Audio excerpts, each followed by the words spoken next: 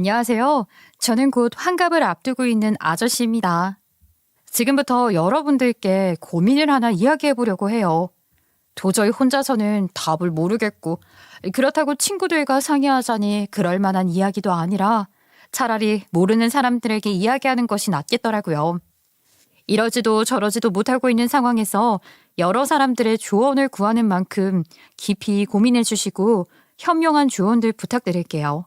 저는 얼마 전 연락이 끊겼던 친구들과 다시 연락이 되었어요.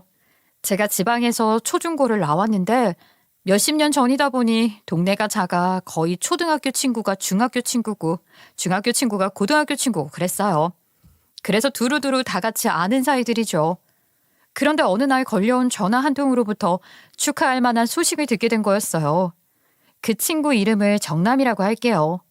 정남이는 초등학교 때부터 쭉 저와 친구 사이였어요. 기억으론 어릴 때부터 여자친구들한테 인기가 참 많았던 친구였죠. 반장도 도맡아하고 똘똘한 친구였거든요. 그런 친구에게 오랜만에 문자를 하나 받고 전화통화까지 하게 되었던 거예요. 영식아, 잘 지냈어? 나야 정남이. 네가 어느 날 갑자기 연락 끊어서 우리 다 놀랬다. 일방적으로 끊어서 그동안 연락을 못했는데 무슨 일 있었던 건 아니지? 친구놈들 전부 걱정했어. 네가 갑자기 그렇게 사라지듯 연락을 끊어버려서.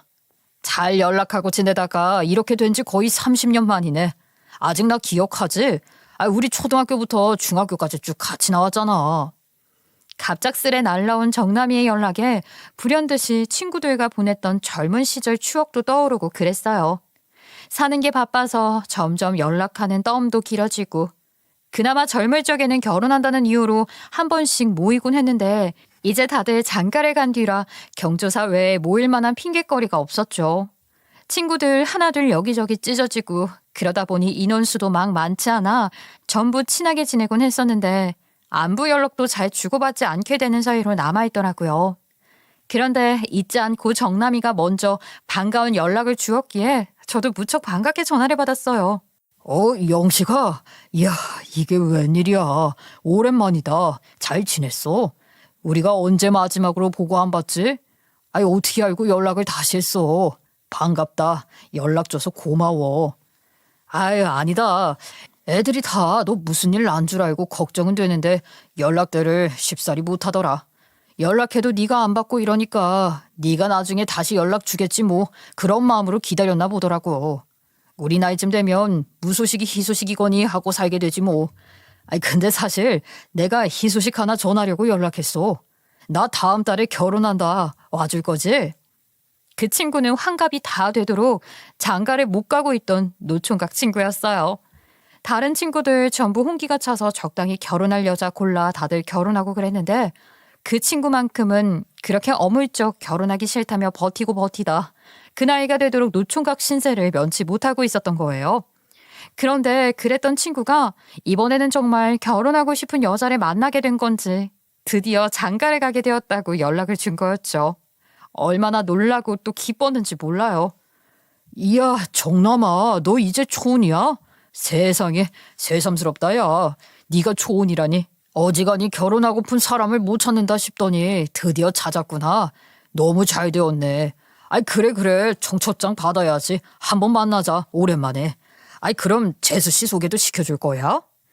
와이프가 이제 식준비로 바빠서 소개는 결혼식 후에 소개해줄 짬이 날 것 같대. 지금은 너무 정신없으니까 식 끝나고 한 번 또 집들이 초대할게.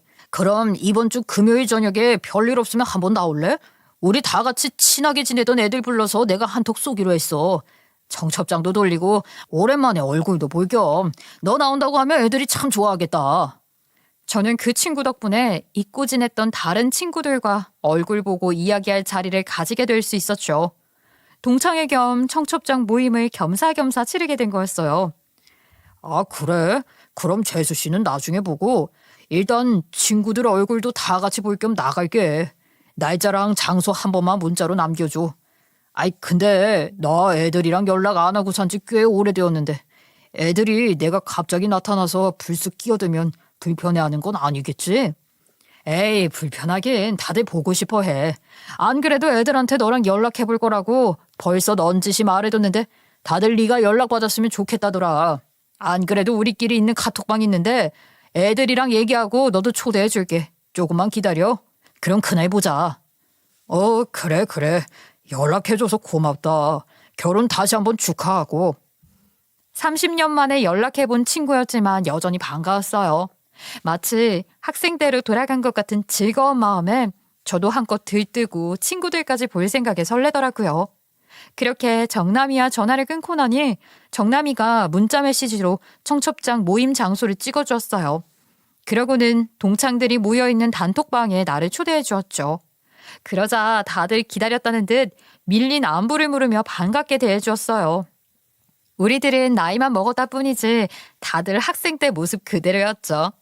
거기서 친구들과 바뀐 연락처도 공유하고 나서 몇 명의 친구들과 또 한 번 전화통화를 했어요. 그날은 그렇게 오랫동안 연락 한 번 못하고 잊고 지냈던 인연들과 재회를 하며 하루를 보냈습니다. 그렇게 청첩장 모임 날이 다가왔어요. 30년 만에 처음 친구들을 만나러 가는 자리라 저도 모르게 사뭇 긴장이 되었어요. 평소보다 더 반듯하게 차려입고 출근을 하니까 다들 누구 만나러 가느냐며 물을 정도로 저는 열심히 차려입은 상태였죠.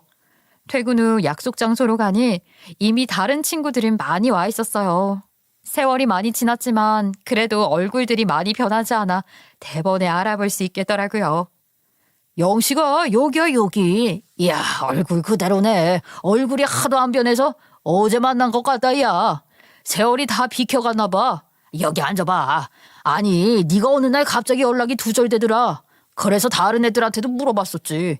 영식이랑 연락되느냐고. 근데 누구한테도 물어봐도 연락이 안 된다는 거야. 그래서 뭐 얘가 신경에 변화가 좀 있나 보다 하고 나는 쫓아갈랬어. 그거 내가 뜯어말렸다. 야, 너 원래 어릴 때부터 생각 많고 조용했잖아.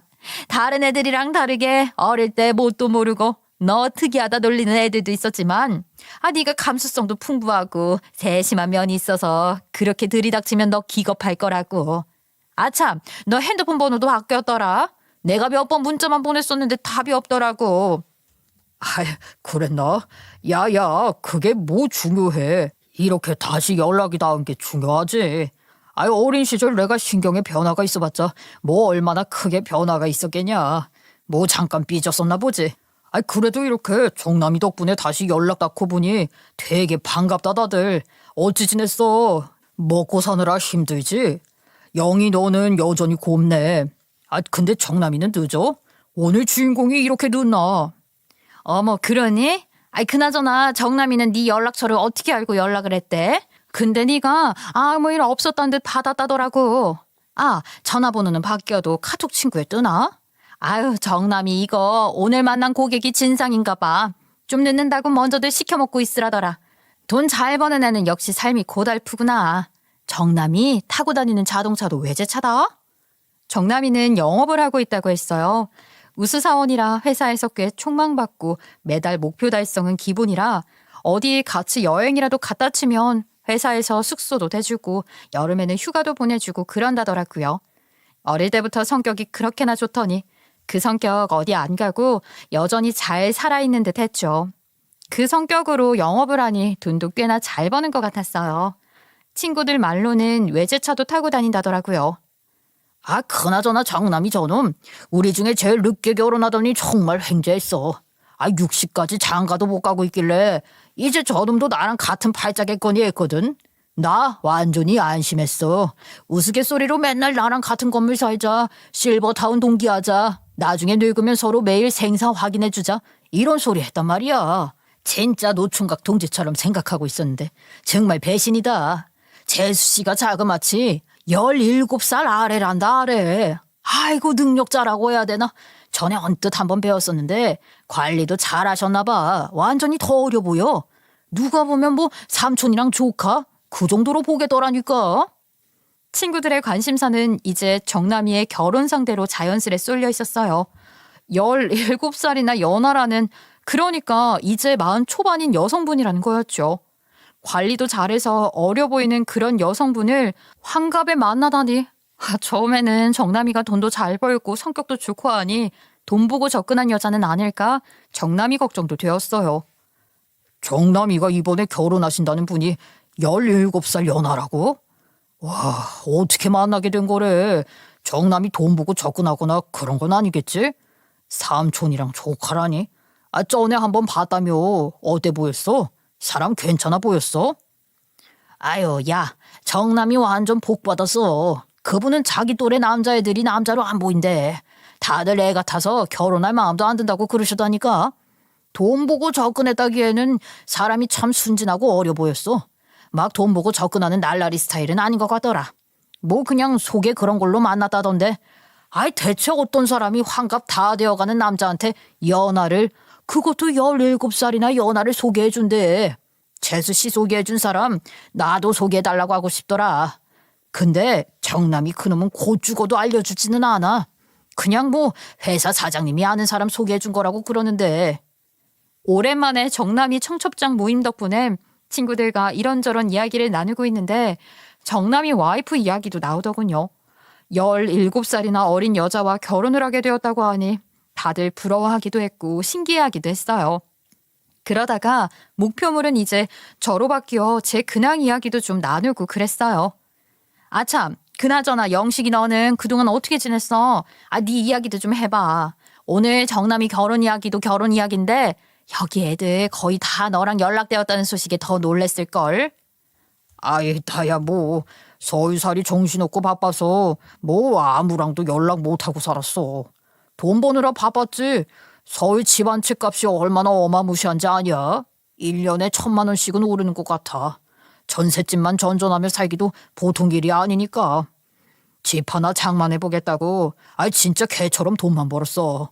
너희들은 서울 올라오지 마라. 팍팍해서 못 살겠다. 그러게 왜 갑자기 서울은 올라가고 그래? 살던 데서 살아야 된다. 답답하고 팍팍하니 나는 살래도 못 살겠지만.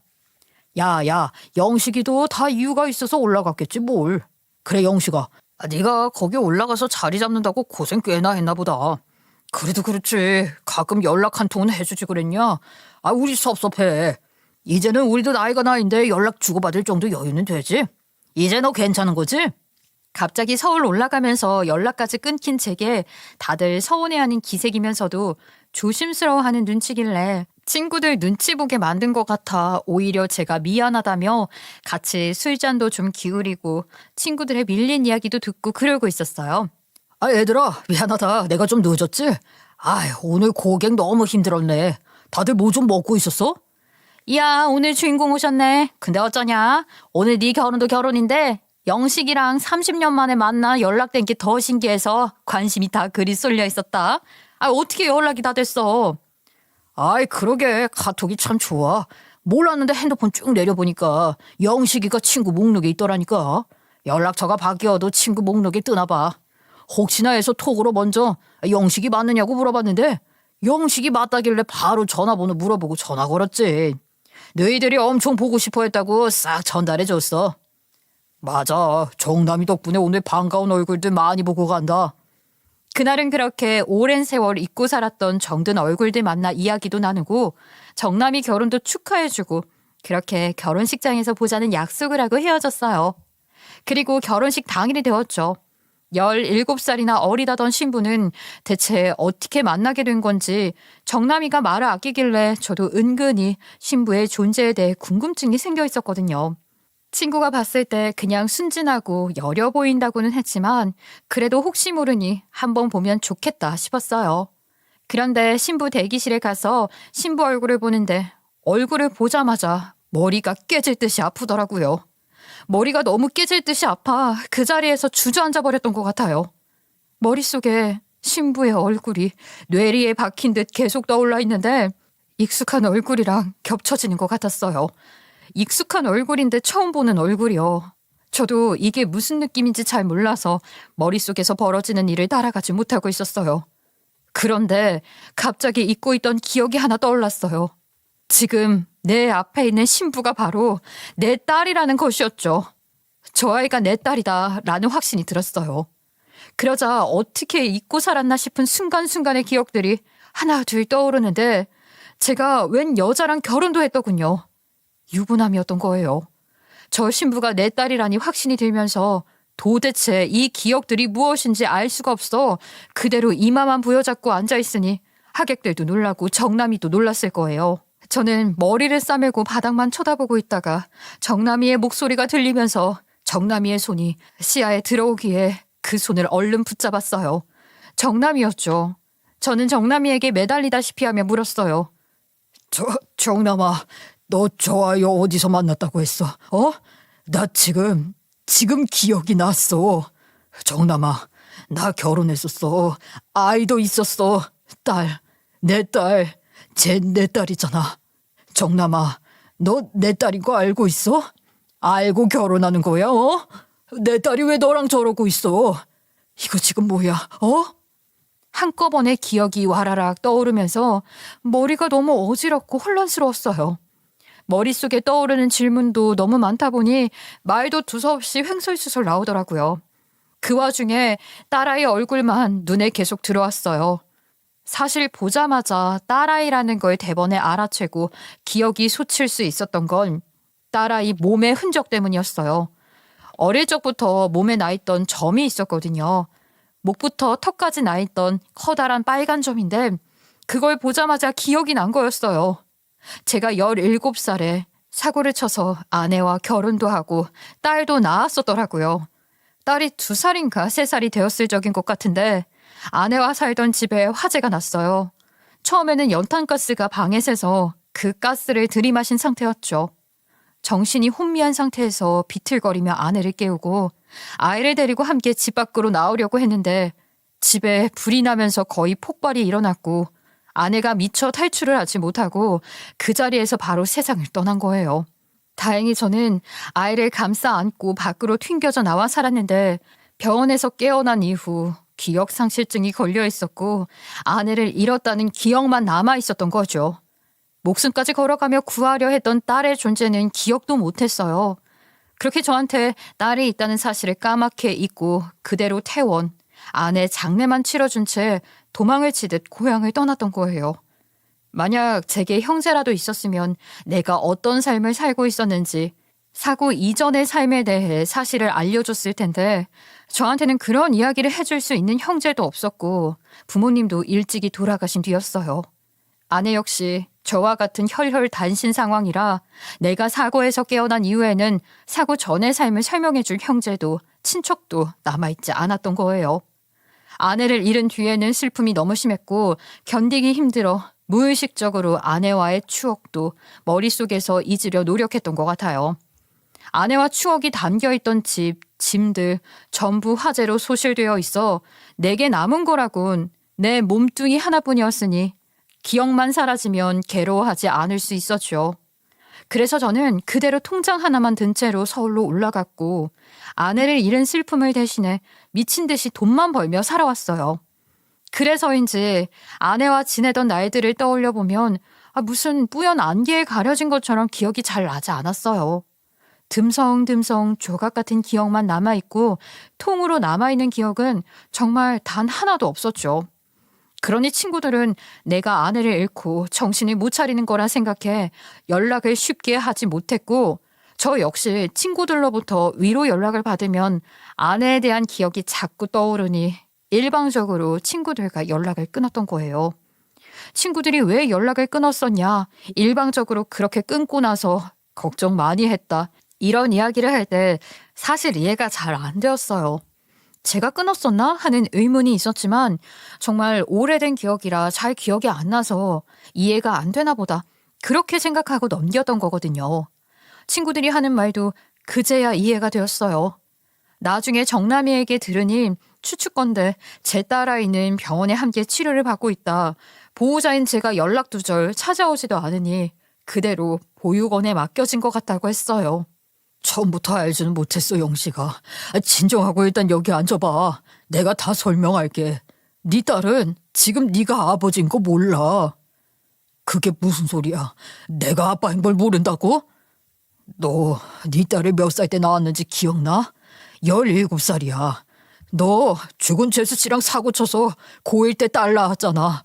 네 말대로 집도 다 타버렸으니 소재지도 모르고 출생증명서도 없고 보호자가 누군지도 모르니 보육원에서 다시 출생신고를 했어. 그래서 네 딸은 가족관계 같은 거 아무것도 모르고 있어. 그래, 기억이 나. 우리 17이었어. 그때 딸아이가 태어났지. 네가 어떻게 알아 그걸? 정작 딸은 가족관계에 대해 아무것도 모른다며. 그 보육원 원장이 나랑 잘 아는 사람이야. 가끔 도와주러 들렀는데 거기서 네 딸을 보게 됐어.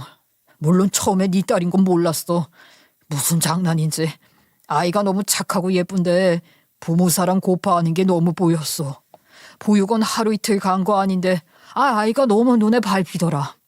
그래서 원장님도 그렇게 눈에 밟히면 아빠가 되어주라면서 입양을 권하길래 내가 데려다 키웠다.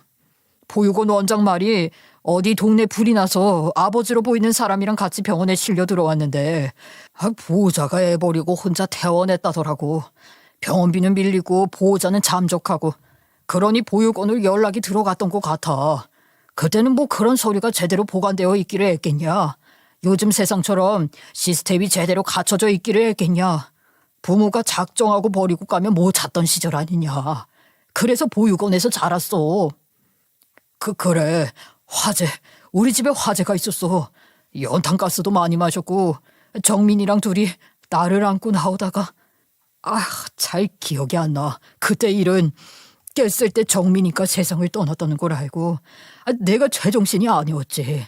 세상에 어느 아빠가 제 자식에 대한 기억을 잊고 우리 딸만 병원에 놔두고 아비란 게 혼자 태어난 거야. 아내 일은 슬픔만 생각하고. 겪어본 적 없는 일이니 내가 그것에 대해 뭐라 하겠냐. 네가 정민 씨 얼마나 사랑했는지 나도 알고 친구들도 전부 다 아는데 정신 멀쩡하면 사람 아니지. 어쨌든 내가 네 딸 데려다 키우면서 대학도 보냈고 자기 또래 남자애들이랑 연애도 하고 그랬어. 네 딸을 정말 딸처럼 키웠지 허튼짓거리 하나 안 했다. 돌아가신 우리 어머니를 걸고 맹세해. 오히려 네 딸이 나한테 먼저 결혼 이야기 꺼냈어. 이야기를 듣고 있는데 무슨 감정이 들어야 맞는 건지 모르겠더군요. 배신감을 느껴야 하는 건지 버림받았다 생각했을 때 내 딸을 계속 키워주었으니 고마움을 느껴야 하는 건지요. 그러니 제 딸을 데려다 키웠다는 이야기를 들으면서도 고맙다는 말이 선뜻 나오지를 않았어요. 그저 정남이가 제 딸이란 사실을 언제 알았던 건지가 가장 궁금했죠. 아니, 그래서 내 딸이라는 걸 어떻게 알았는데 너는? 정작 내 딸은 아무것도 모르는데 너는 왜 다 알고 있느냐 말이야. 우리 딸이 제 또래랑 연애도 하고 했다며. 너 털끝 하나도 안 건드렸다며. 근데 왜 결혼을 17살이랑 많은 너랑. 정남아, 우리 딸을 키워준 건 너무 고맙다. 고마워. 그런데 내가 지금 너무 당황스러워. 네 딸이라는 건 안지 얼마 안 됐어. 정말이야. 이 사람이랑 시골일 날짜 2달 뒤로 잡아놓고 나서 알게 된 거야. 이 사람이 그러더라. 또래들이 남자로 느껴지지 않는다고. 내가 어떨 때는 아빠 같고 어떨 때는 오빠 같고 마음 편하고 좋았대. 안정감이 들었대. 그냥 연애하던 남자들이랑 결혼을 상상하면 불편하고 내키지 않았대. 애 같아서 그저 자기가 애 하나 키우는 거 같겠다는 생각에 결혼이라는 마음이 먹어지질 않았는데 나랑 한다 생각하면 자연스러웠대. 그럼 지금 내 딸이 마흔이 다 되도록 자기 출생에 대해서 궁금해하거나 부모에 대해서는 알고 싶어 하지 않았다는 거야? 나중에 네가 직접 물어봐도 돼. 난 지금 진실만 이야기하는 거야. 최근까지는 자기 출생이나 자기가 모르는 옛날 일들에 대해 알고 싶지 않았대. 친부모에 대한 궁금증도 없고 그리움도 없었대. 그런데 결혼 앞두고 있으니 그제야 궁금해졌대. 자기도 부모가 될지도 모른다고 생각하니 말이야. 그래서 자기에 대해 좀 더 알고 싶다고 하길래 사람을 썼어. 원래는 뒷조사를 좀 합법적인 경로로 해주는 사람인데 올해는 대놓고 본인을 조사해달라고 찾아간 거지. 결혼식 날이 얼마 안 남았을 때 알게 됐어. 이 사람이 정확히 어디서 태어났는지, 출생신고가 언제 되어 있었는지, 부모가 누군지. 그래서 너한테 연락해봤어. 그럼 넌 나한테 처음 전화했을 때 그날 너 알고 있었던 거야? 네가 결혼할 저 아이가 내 딸이라는 거. 근데 왜 그때 말 안 했어? 그때 말했어야지. 그래, 알고 있었어. 뭐라고 말해야 하나 고민하면서도 입이 쉽게 떨어지지를 않더라. 막상 목소리를 들으니 대체 어떻게 말해야 할지 모르겠더라. 내가 정말 미안하다. 그제야 모든 상황들이 이해가 되기 시작했어요. 아내가 죽은 직후 친구들은 전부 죽은 아내 이야기를 제게 물었어요. 다들 위로를 건넸지만 귀담아 듣지 않았고요. 그때 저는 우울증에 비관론자에 가까웠거든요. 이미 죽은 아내에 대해 위로한다 한들 죽은 아내가 살아 돌아오지 않으니 친구들의 위로가 의미 없었어요. 아마 딸의 안부에 대해 물었던 것도 같은데 제정신이 아니었던 건지 흘려들었던 거겠죠. 오히려 자꾸만 아프고 불편한 기억을 친구들 때문에 떠올리게 되고 그러다 보니 제가 일방적으로 친구들에게 연락을 끊어버렸던 거예요. 정남이의 청첩장 모임을 나갔던 날도 왜 일방적으로 연락을 끊었느냐는 질문을 여러 번 받았지만 아무리 이유를 생각해도 기억이 잘 안 나는 게 기억 상실증으로 아내에 대한 기억이 흐릿해지며 친구들과의 기억도 놓아버린 거였나 봅니다. 지금 생각해보면 다른 친구들이 집요하게 이유를 물을 때마다 딴 친구가 계속 그 친구들을 말려주고 대충 화제를 다른 곳으로 돌려주곤 했는데 아마 그 친구는 제가 그때의 기억을 떠올리고 싶어 하지 않는 것쯤으로 생각해 배려한다고 그렇게 행동했던 것 같아요. 기억상실증이라 아예 기억을 못한다고는 상상도 못했겠죠. 그저 모른 척 이야기하고 싶어 하지 않아 하는 건가 보다 정도로 생각했을 거예요. 갑자기 지금까지 살아온 제 삶이 진짜가 아닌 것만 같았어요. 잊고 살았던 기억이, 아니, 이렇게나 어마어마한 기억을 어떻게 그렇게 전부 상실할 수 있었던 건지 아마 그때 제가 받아들이기에는 너무도 충격이 컸었나 봅니다. 그런데 엎친 데 덮친 격으로 친구놈이 잃어버린 제 딸과 결혼을 한다니요. 그것도 노총각으로 한평생 살던 친구놈이 무슨 운명의 장난인 건지 하필 제 딸이 맡겨진 보육원 원장과 아는 사이였고 거기서 하필이면 제 딸이 눈에 들어와 아이를 데려다 딸처럼 키웠는데 그러다 결국 둘이 눈이 맞았다는 이야기예요. 눈앞에서 겪고 있으면서도 믿어지지가 않고 정신이 까마득해지는 게 제가 무슨 꿈이라도 꾸고 있는 것 같더라고요. 사람이 받아들이기 힘든 상황이 맞닥뜨리면 바보가 된다던데 딱 그 꼴이 저였어요. 제 친구랑 딸이 사랑에 빠져 결혼까지 하게 된 마당에 뒤늦게 정남이는 자기가 결혼할 상대가 내 잃어버린 딸이란 사실을 알게 된 거예요. 결혼식 얼마 앞두고 알게 된 건데 정남이는 쉽게 입이 떨어지지 않았다 했어요. 막상 네 목소리를 들으니 도저히 입이 떨어지질 않아서 얼굴 보고 해야겠다고 생각했어. 그래서 청첩장 모임 오는 날에 꼭 이야기해줘야지 그렇게 다짐했어. 그런데 그날 막상 실제로 너를 마주치니까 전화로 할 걸 입이 더 안 떨어지더라. 잃어버린 딸을 둔 아빠라고는 생각도 안 들게 밝아진 너를 보니까 이대로 묻어둬야 하나. 너는 다 잊고 잘 살고 있는 것 같은데 내가 괜히 다시 이야기를 꺼내버리면 네가 또 그때로 돌아가서 피폐해질까 봐 겁도 나고 네가 다시 상처받을까 봐 도저히 어떻게 해야 할지 결정을 못하겠더라고. 미안해. 정남이는 그날 전화로 내게 이야기하려고 했는데 막상 전화를 하니 이런 이야기는 얼굴을 보고 해야 하지 않겠나라는 생각에 일단 미루었다고 했어요. 하지만 30년 만에 실제로 제 얼굴을 마주쳤을 때는 망설여졌다고 했어요. 30년 전 연락을 끊기 전에는 제가 무척 피폐하고 그늘이 잔뜩 드리운 모습이었을 텐데 오랜만에 만난 저는 무척 밝고 쾌활해져 있었으니까요. 아무리 그래도 그렇지 전화로나 청첩장 모임에서도 제게 미리 말해주지 않고 있다가 결혼식 당일 신부 대기실에서 저를 딸과 마주치게 하다니 원망스러웠다는 게 솔직한 감정이었습니다. 정남아, 아무리 그래도 그렇지 당일에 너희들 결혼하는 당일에 나한테 이렇게 알릴 생각이었어. 아니 내가 혹시 기억 못하고 이대로 넘어가기라도 했으면 그럼 나한테 네가 말을 해주긴 했을까? 내가 당연히 이 결혼 반대라고 뒤집어 엎지 않을 거라는 거 너도 알고 있었던 거지? 그러니까 지금 이 지경이 되도록 나한테 미리 언질 한번 안 해준 거 아니야. 친구들 전부 아무도 모르고 지금 너만 아는 거잖아. 너만 입 다물고 있으면 영원히 아무도 모를 수 있는 사실이었잖아. 내가 내 딸 얼굴 마주치고 나서 알아보나 못 알아보나 그거 테스트하려던 거 정말 아니라고 이야기할 수 있어? 이 영씨가 얼마나 배신감 드는지 알아. 아는데 정말 영원히 숨길 생각 없었어. 너도 걱정되고 아빠 친구라는 거 알게 되면 네 딸도 얼마나 충격받을까 싶어서. 너도 걱정되고 딸도 걱정되어서 쉽게 말 못했던 거야. 정말이야, 믿어주라. 나 가끔 네 딸한테 그런 농담했었어. 내가 사고 쳐서 너 나왔으면 아버지랑 딸 사이도 될 수 있었다고. 근데 그게 정말 사실이 될 줄 몰랐지. 나랑 이 사람 정말 사랑해. 나 네 딸 성인 된 이후로도 한 번도 이성으로 바라본 적 없어. 진심이야. 정말 딸처럼 키우고 자식으로만 생각했었지. 이렇게 연애 감정 싹두고 결혼까지 생각한 거 정말 얼마 안 됐어. 얼마나 된 건데. 우리 딸이랑 남녀로서 감정 싹튼 게 얼마나 된 건데. 혜람이 30 훌쩍 넘겨 마음 바라보면서부터야. 결혼할 생각 없냐? 너도 좋은 짝 만나서 가정 꾸리면 행복하지 않겠냐? 삼촌으로서 그냥 조카한테 덕담하듯이 몇 번 툭툭 던지던 말인데 혜람이가 먼저 이야기 꺼냈어.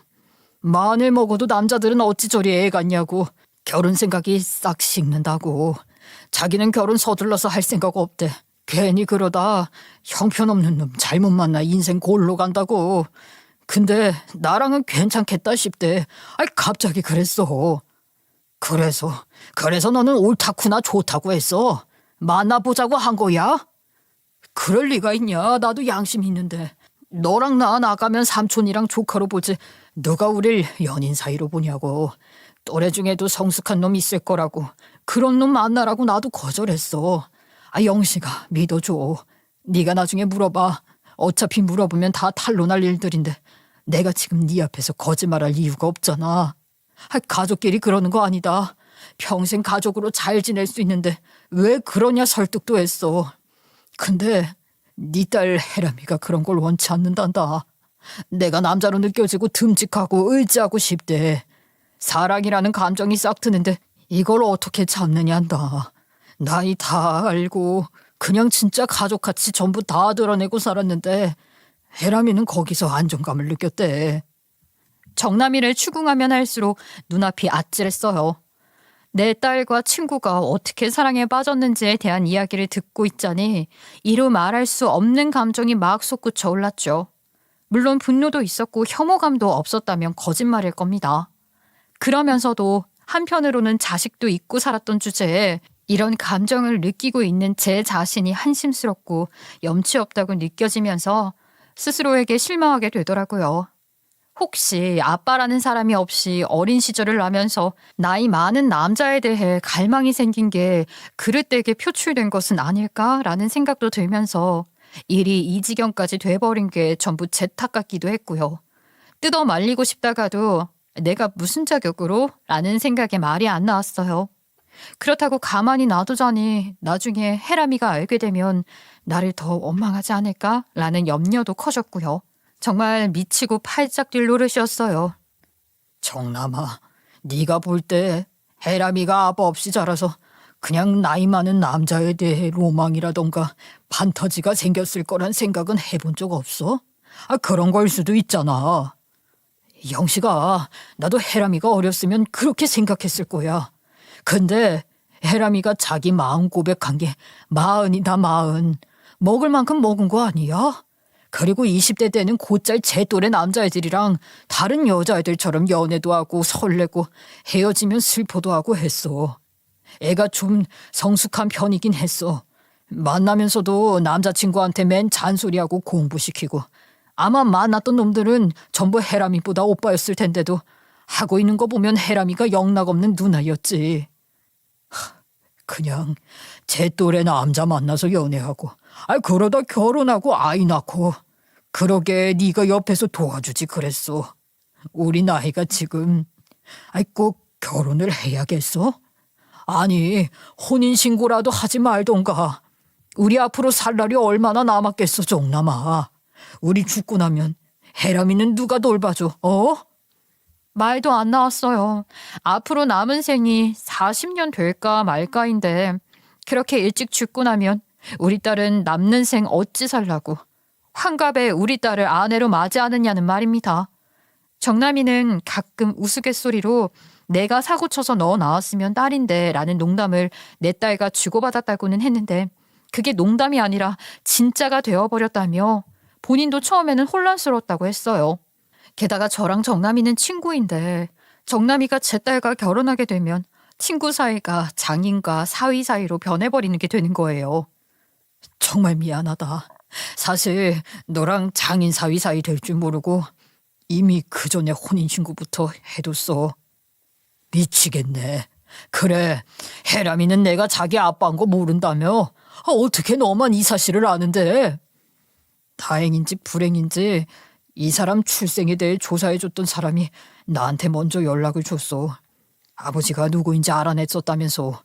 그런데 내 동창이라고 초등학교, 중학교, 고등학교 전부 같이 나왔는데 혹시 이분 아시냐고 먼저 연락해준 거야. 그래서 나도 충격받아서 조사관한테 연락받고 나선 혜람이한테 말 못했고 아직 연락 없다고만 둘러댔어. 조사관한테는 절대 비밀로 해달라고 했어. 내가 이야기하는 게 덜 충격받지 않을까 싶어서. 그리고 일단은 너한테 먼저 알려야겠다고 생각했고 이렇게 엉망으로 너한테 알려서 정말 미안하다. 내가 할 말이 없어. 속일 생각은 정말 추호도 없었어. 제발 용서해줘. 다행히 딸아이의 조사를 해줬던 사람이 딸아이의 정보를 정남이에게 먼저 알렸다 하더라고요. 정남이는 혜람이의 아빠 되는 사람과 본인이 친구라는 사실을 알고 나에게도 내 딸에게도 전부 아직 밝히지 못하고 있는 상황이었다고 했어요. 그래도 시간은 계속 흘러 결혼식 날이 다가오자 저는 용기가 없어 미루던 일을 미룰 수 없는 상황이 돼버린 거였고 이 사실을 알게 되면 내가 더 상처를 받을지 딸이 더 상처를 받을지 알 수가 없어 누구에게도 사실을 알리지 못했다며 저 말을 끝으로 제 앞에 무릎을 꿇고 사죄하기 시작했어요. 저는 여기서 도저히 어떻게 해야 할지 모르겠더군요. 용서를 한다면 둘의 결혼을 축하해야 하는 건지 사과를 받아주지 않고 내 딸에게 모든 사실을 밝히고 결혼을 뜯어 말려야 하는 건지 기억상실증으로 딸이 있는 것조차 잊고 있던 내가 과연 아빠 자격이 있는 건지 아빠가 되어서는 딸 자식이 있다는 사실도 잊고 살아놓고 이제와 아빠라고 나타나 혼란스럽게 해도 되는 건지 무엇 하나 제대로 생각이 되지 않고 섣불리 결정조차 할 수 없는 상황이었어요. 밖에서는 신랑을 찾고 직원들도 발을 동동 구르고 있고 이 좋은 날 신랑은 갑자기 친구놈 앞에서 눈물을 줄줄 흘리며 사죄를 하고 있으니 분위기가 완전히 이상해진 거죠. 결국 직원들이 애타게 정남이를 부르는 탓에 저는 정남이를 일단 보내야 했습니다. 혜람이한테 알려야겠지. 차라리 결혼식 올리기 전에 알렸으면 덜 충격받았을 거라고 생각한다. 근데 일이 이 지경이 되도록 끌고 온 건 너고 어쨌든 딸도 필히 알아야 하는 문제이긴 한다고 생각하니 솔직하게 털어놓을 거야. 일단 오늘은 그냥 쉬고 올려라. 근데 나는 지금 너네 둘 얼굴 보면서 축하한다고까지는 못 해주겠다. 갈 테니까 식 끝나고 연락해라. 나는 생각 정리할 시간이 좀 필요할 것 같으니. 저는 결국 그날 결혼식장에서 딸 얼굴을 볼 면목이 없어 황급히 떠났어요. 영식아, 정말 미안하다. 축하해달라고까지는 바라지 않을게. 근데 우리 정말 서로 사랑하고 아껴줄 거야. 그러니 그 부분은 걱정하지 않아도 된다고 내가 장담할게. 정말 미안하다. 식 끝나고 내가 연락할게. 너 생각 정리되면 다시 연락 줘라. 떠나는 순간까지 정남이는 다시 연락하라며 미안하다고 사죄했어요. 저는 너무 혼란스럽다며 나중에 연락하자 한 뒤 도망을 치듯 식장을 빠져나왔고요. 당장에 식장에 들어가 깽판을 쳤어야 하는 건지 친구도 아니라며 친구와 손절을 치고 나를 데려왔어야 하는 건지 아직도 뭐가 맞는 건지 확신이 서지 않아요. 무책임한 아빠 때문에 보육원에서 홀로 클 뻔했던 혜람이를 정남이가 거두어 키워준 것은 너무도 고맙고 아무나 쉽게 하지 못할 일이라는 게 분명하죠. 하지만 그 이외의 것들은 뭐가 맞는 건지 전혀 모르겠습니다. 어느 것 하나 쉽게 결정 내리지 못하고 식장을 나왔으니 둘은 이미 결혼까지 마친 부부 사이가 되어 있겠죠. 정남이가 그나마 다행인 건 학생 때부터 성격이 다정한 편이라 여자친구들한테 인기가 많았던 거예요. 여학생들한테 한 번도 함부로 이야기하거나 행동한 적이 없었죠. 그러니 반장도 도맡아 했던 거고요. 물론 그런 사람인 걸 알기 때문에 내 딸이 상처받거나 함부로 대해줬을 일은 없을 것 같아요. 다만 아빠 친구라는 게 큰 문제인 거죠. 결혼식이 끝나고 3주라는 시간이 지났어요. 저는 여전히 아직도 어떻게 해야 할지 몰라서 망설이기만 하고 있고 정남이에게서는 계속 연락이 오고 있는 상황이에요. 하지만 뭐라 말해야 할지 어떻게 행동해야 할지 아직 판단이 서질 않아 어떤 답장도 하지 못하고 있는 상황입니다. 그리고 한편으로는 이런 생각도 들어요. 제가 여태껏 기억을 잃고 아내만 오로지 기억을 하고 있었는데 딸의 결혼식에서 딸 얼굴을 보자마자 머리가 깨질 듯이 아파하면서 갑자기 기억이 났던 것 자체가 우리 아내가 제 머리를 세게 한 대 치면서 정신 차리고 상황을 똑바로 보라고 했던 것 같다는 생각이 들더라고요. 그렇지 않고서야 이렇게 기억이 나는 게 저도 제가 믿기 힘든 현상이었어요. 병원에서는 뭐 충분히 가능할 수 있다는 이야기를 하긴 하는데 저는 이게 하늘에 있는 아내의 뜻이라는 강한 생각이 들었어요. 그래서 아내의 뜻에 따라 제가 잘 선택을 할 수 있도록 결정을 하려고요. 그래서 이곳을 찾아왔습니다. 이런 제 이야기를 누구한테 하겠습니까? 아마 해도 믿지 않을 테고 믿는다면 손가락질할 게 뻔한데요. 그러니 여러분들이라도 들어보시고 현명한 조언해 주시길 바랍니다. 부디 제가 후회하지 않고 현명하게 행동할 수 있도록 많은 조언 부탁드립니다. 제 이야기 끝까지 들어주셔서 감사합니다.